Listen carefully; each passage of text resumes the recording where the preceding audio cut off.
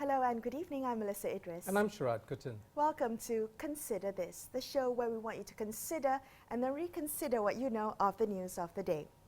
Now, the COVID-19 pandemic has caused an increase in screen time for children all around the world, from online learning to the use of social media. And therefore, issues relating to child online protection have become more critical now more than ever.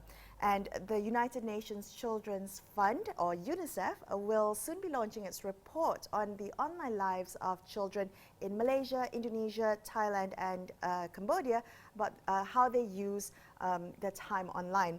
And joining us on the show tonight to share a little bit more about this, the key points of the Our Lives Online report, we have Dr Rashed Mustafa Sarwar. He's the representative of UNICEF in Malaysia and Brunei. Welcome to the show. It's good to have you here. Thank you very much for inviting me. Okay, so maybe you can begin by telling us a little bit about why UNICEF decided to embark on this report. Why is it important now?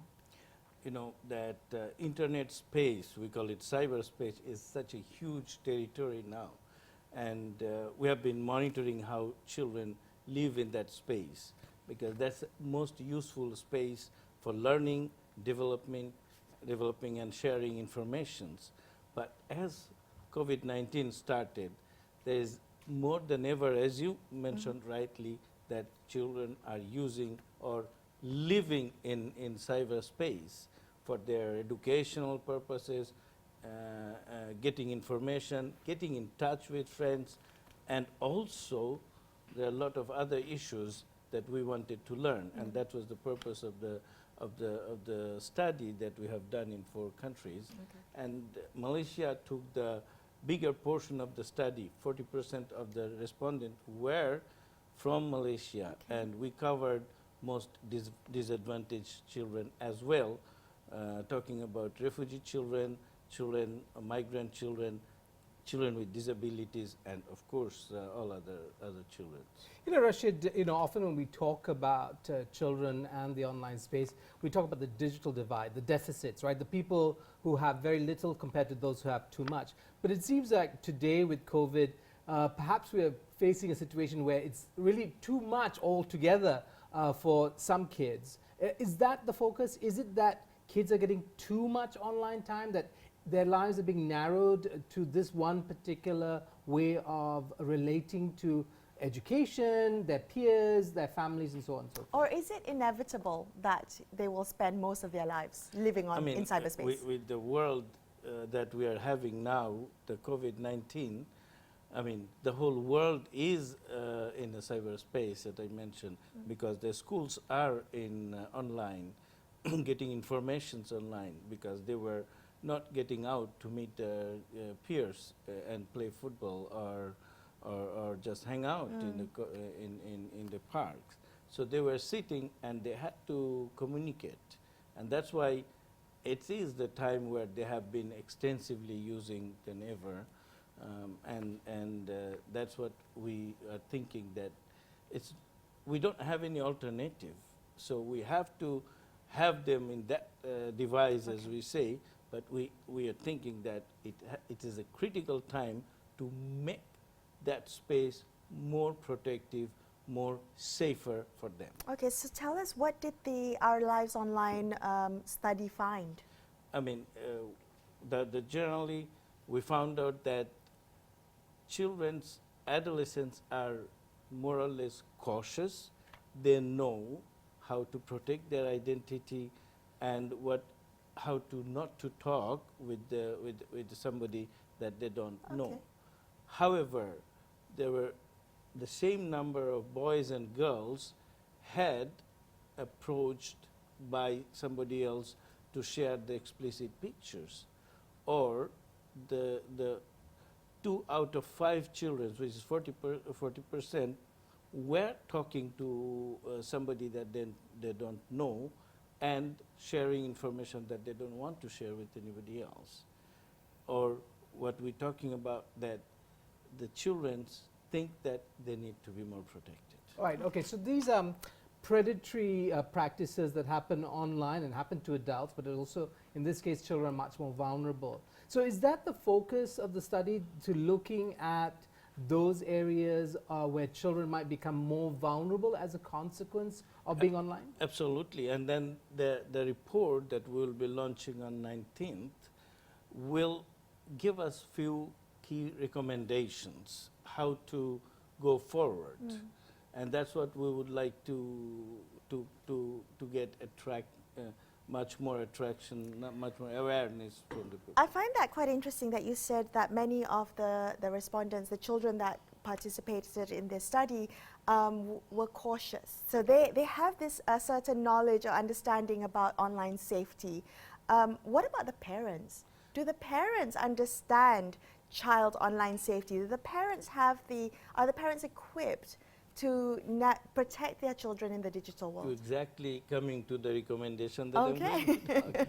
I mean, one of the key, there are three types of recommendation comes.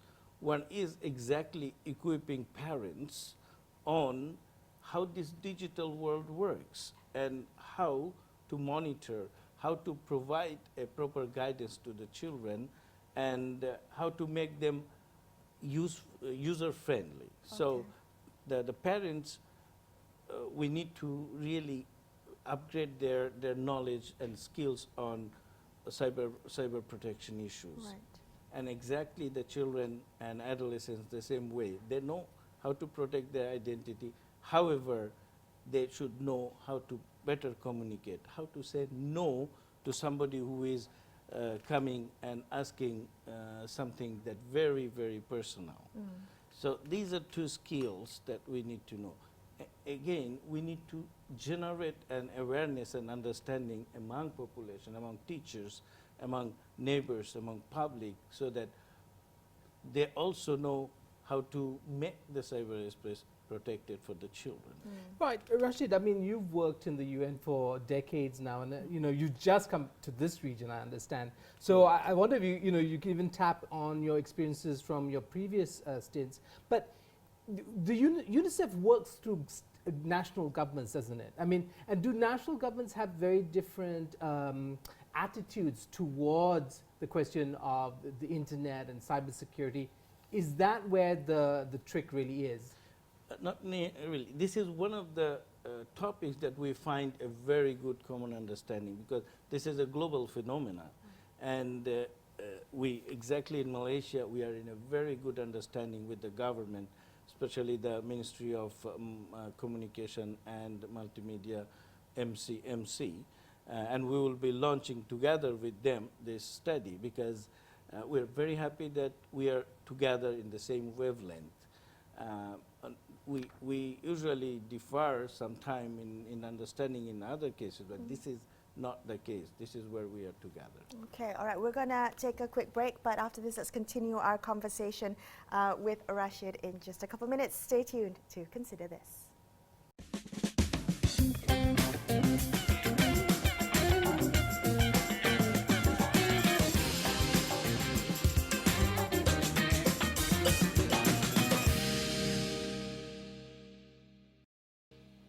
Hi, welcome back to Consider This. I'm Melisa Idris. With me is Sharaad Kuttan, and we're speaking tonight to Rashed Sarwar. He's the representative of UNICEF in Malaysia and Brunei. UNICEF is going to be launching its report on the online lives of children in Malaysia, Cambodia, Thailand, and Indonesia. And before the break, Rashed, we talked a little bit about this report, the Our Lives Online report. You talked about the recommendations this report will be making, engaging parents and government stakeholders. Who else is missing from that equation? One of the key partners is the internet service providers who provides the space for the children. And that's what the business people as well, because we would like them that they really protect the identity of children much better, and they generate few level of protection mechanisms, so that that when children are in the space, they are barred by others to come in. So these are the Googles, the Yahoos, the YouTubes of the world? As well as the local providers as well. Rashed, I understand a lot of us are focused on, predatory practices of a sexual nature. And that seems to scare a lot of people. It causes, in fact, hysteria sometimes around the internet space. But I wonder about the other things that kids get influenced by. And I want to tap, on your experience, about that children are also constantly bombarded with commercials and calls for them to be good consumers, and the whole range of other things that influence them as human beings. And I wonder if that's a concern of that UNICEF has, beyond the question of vulnerability to sexual predators. Is there a broader understanding by UNICEF about what kids, how kids are being shaped in this contemporary world, and what other dangers might be out there? I mean, we have to give them a proper space when the children is online studying. We really need to make sure that they are not attracted or distracted by something else, like a nice commercials of, oh, there is something that new iPhone came out. Then the online class and an iPhone, I think that the attraction is diverted. So we really need to pay much more attention on child development, education, psychological support, and all these things. And here, the commercial people, those business people could come in a very, very good hand and make sure that the children learn with the proper attention. Yeah, but there's the question is whether there's a slight conflict of interest. I mean, I understand national governments have their agendas, maybe much more propagandistic or nationalistic. Parents, of course, will have their own personal agendas. But when it comes to corporates are driven by profit, right? And so the question is, how do you make corporates pull back on this instinct to constantly turn individuals into consumers? Children into consumers. Yes, no, I mean, very, very easy. It's an investment case, because if you have a proper educated citizen, they will buy proper product in 10 years' time. So you are investing not to disturb them now, to make them more smart. And that's what the business want, a smart population, smart citizen of the country. So, I mean, I think that this is a very smart decision not to intrude their education time. Okay, I think there's a huge debate there about whether corporates want smart consumers. But okay, I mean, I will leave it at that. But on that note, if I may ask, in anticipation of releasing this report, are you expecting any pushback or anyone to dispute the findings of the study?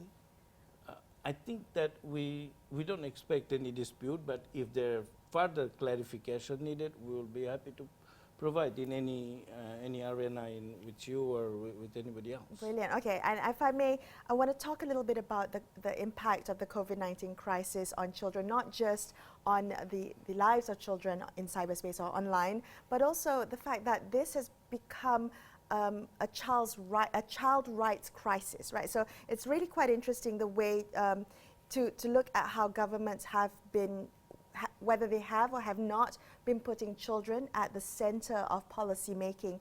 And I want to ask you about the impact of COVID on children beyond, the health impact. How has UNICEF been tracking? What have you found of the impact of this pandemic and its lockdown on children in this past few months?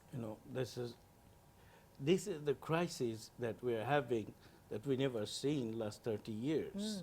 And the impact of COVID-19 are multidimensional. So I mean, for the sake of time, I will say a few of them that are long-term impacting children. One is that education and access to education. COVID has made vulnerability in terms of economic vulnerability. The research shows that the bottom 40 families may not have enough capacity to provide proper online education facilities, devices, or proper internet connections. So this is access to proper education is hampering. We talk about health. As myself as a doctor, as you said, and my journey to UNICEF has been a lot on health and nutrition aspect of the children in many, many countries in the world. We found that being long time staying at home, and not necessarily that bottom 40 has a bigger mansions, and also the access to the friends and being continuous staying on the cyberspace, that's made children restless. Depressions and the mental health issues, psychological issues, which is a global phenomenon now, not only in Malaysia, but globally we are very concerned about the psychological and mental health for adolescents and children. That's one of our concerns. Can I ask you, Rashed, I mean, philosophically, I mean, does UNICEF see national governments as the primary agent for correcting or compensating when we have a crisis, or planning long term? Or do you also leverage on markets and corporates? And what is the balance in UNICEF's own thinking, underscoring its own recommendations when it thinks about empowering or securing the rights and the context, the conditions of children? I mean, we should be all together here. There's no, it's not only government will have to do. Government can, of course, provide better financing for the most vulnerable children.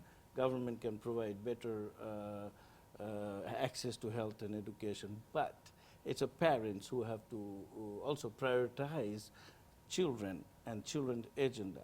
We have the business, we have the commercials, we have the employers who will have to also help those parents who are not making the proper income, maybe the assistance, so that that assistance goes to the children's agenda. I mean, we talk about child-friendly or family-friendly businesses. That's a big discussion we can have somewhere else, but that's a fascinating discussion about how a business can be family-friendly. But this is very important because there is a direct impact to the children. And of course, the nutrition, because we are very happy that we have got a good understanding with the government on nutritional status of the children, and there are concerns there. And COVID didn't help there at all, because low income, less protein, more carbohydrates, and that's not helping. And the nutritional status is low. And you know that nutrition is brain development, nutrition is healthy body, healthy mind. So all is a proper cycle. So that's why we have to be all together on that. A business there, a parents, the government, our population, everybody has to be in this recovery process. Okay, we're going to take another quick break, but more on this in just a couple minutes. Stay tuned.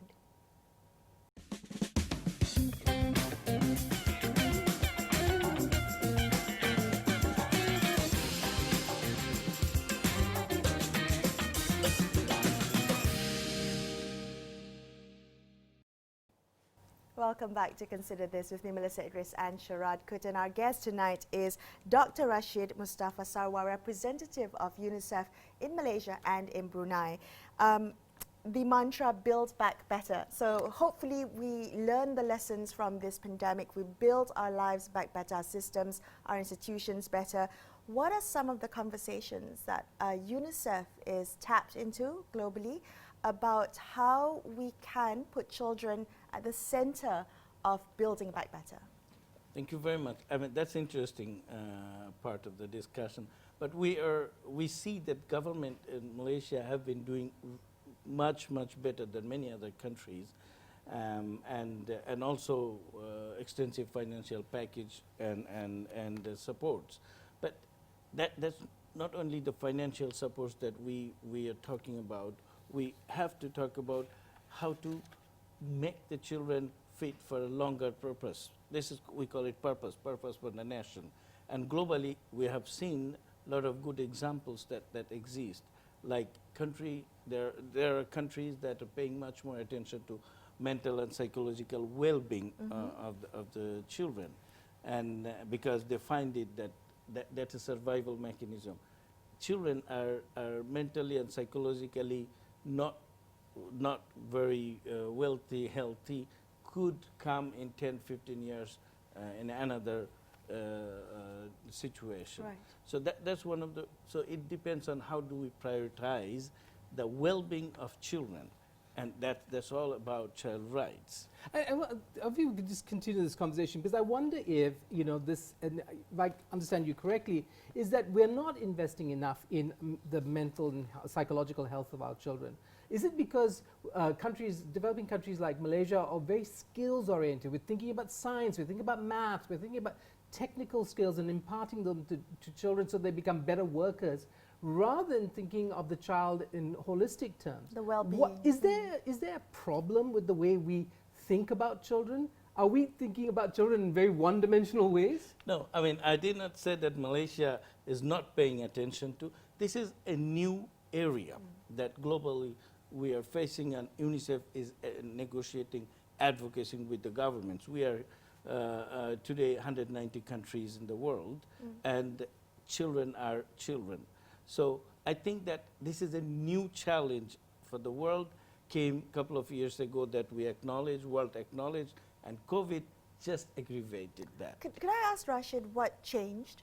So what you said, you know, this is kind of a new issue that we're still learning how to deal with. What's changed from before in this past few years? I mean, the life has changed.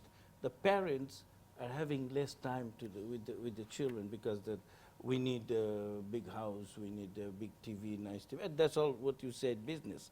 So business help us, but also creates a competition. So parents have to work hard, and they are spending less time to the parents. That's one of the things that they're feeling lonely, and they're dependent on friends, dependent on online friends, and where we again come back where we started, that cyberspace. So loneliness is a key factor. I mean, we did not do a study in the country, but the country that I'm coming here, last country, we did the study on mental health, and we found that about 49% children feels lonely. 49% of children felt lonely. It's about 11 to 17 years old. This is and then they think that they could have a better relationship with parents.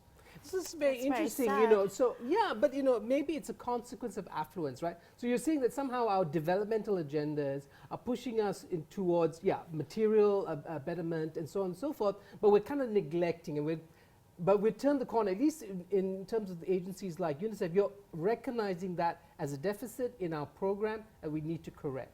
I think we need to pay more attention to children. We need to, when we come back, we need to have an hour sitting with the children. How was your day? How was your school? I mean, any new friends? They appreciate that very much. And lack of that time, because we need to cook. When people come, parents, they still have to work at home. So it's a new dimension of challenges. And that's what I think we need to have a better awareness of parenting. We need to have more understanding of child's mental needs, not only physical needs. So that mental needs, which we don't see. The children doesn't have a gadget, we buy them. But then how do we identify? Parents need to understand that what are the key signs of my children feeling lonely. Okay, and on that note, we have about a minute, less than a minute left, and I do want to ask you, so to encapsulate the Build Back Better, you would like to see a more focus, more policy, more attention on the well-being of children. Absolutely, and it's together. It's not one person or one ministry. It has to be government, civil society, business, us, media, we all together. Okay, thank you. Like a whole of society approach, is exactly. Absolutely. Thank you so much for being on the show tonight. It's been a pleasure talking to you. It's always a pleasure. All right, that's all we have on this episode of Consider This. I'm Melisa Idris. And I'm Sharaad Kuttan, signing off for the evening. Thank you so much for watching, folks. Good night.